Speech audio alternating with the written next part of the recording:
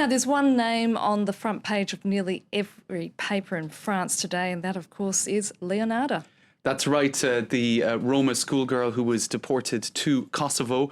Let's take a look at some of the front pages of the French press this morning, because you can see that she's featuring very prominently on pretty much every front page of the paper. And the only front pages that don't show her show Manuel Valls, the Interior Minister. Not looking too happy. That's right, who himself is of Catalan origin. He got his French nationality in his early 20s, I believe. So that's, I suppose, something that he points out when people accuse him of being anti-integration and immigration. Here are some photos as well, Annette, circulating on social media of all of those demonstrations that we saw in the news bulletins, people holding up signs such as this one saying education, not deportation. And you can see there, it's kind of hard to actually see it, but Valls démissionne, or Valls stand down, much clearer on these particular signs. Basically, a lot of this anger being directed against the Interior Minister himself. Why? Because if you go back to September, he made statements that were considered by many to be excessive.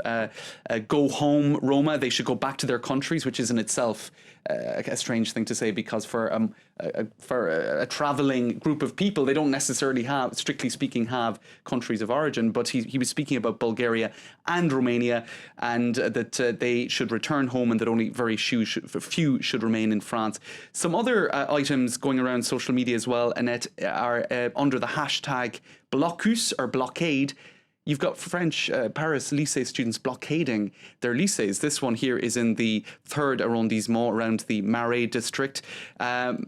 Basically, lycéens, or high school students, getting extremely involved in this. One of the reasons people are speculating that these Paris lycées, are being so mobilized is because there was another high school student, a guy by the name of Kachik, of Armenian origin, who was deported last Saturday, and he was in a professional lycée, as they say, I suppose, for more, what would you say,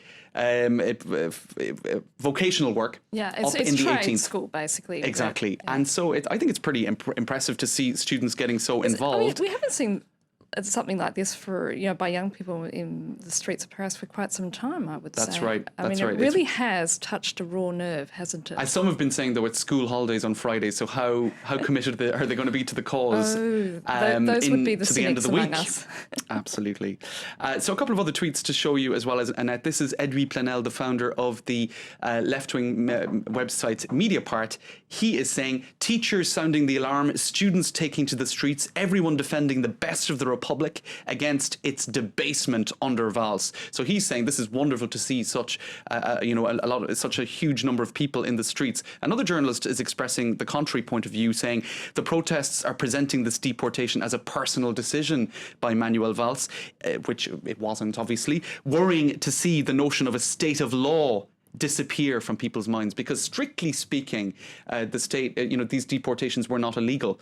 But what got a lot of people annoyed is the fact that we were going almost onto school properties to take these students in front of their friends. I think it was the way it was carried out, and the fact that she was hauled off in front of her fellow students. That's right, taken off a bus. And then went on to speak to French television. So. That's right. It was the manner, I suppose, more than the facts. Now, a lot of politicians have been jumping on the bandwagon here. This is the leader of the far-left party, the Front de Gauche, or the leftist front, Jean-Luc Mélenchon, is basically saying, Valls, you have to resign, you have to step down. Now, of course, a lot of that is, he's probably going to run for the presidency again in 2017. So it's politics, politicians politicking to a large degree as well. Quickly, a quick look at some other items in the news. A lot of people saying now that the socialists, instead of targeting Manuel Valls, as they did yesterday, some in his own camp criticising him, now they're trying to scapegoat the head of the police in the Doubs district, D-O-U-B-S, where all of this happened, a guy by the name of Stefan Fratacci.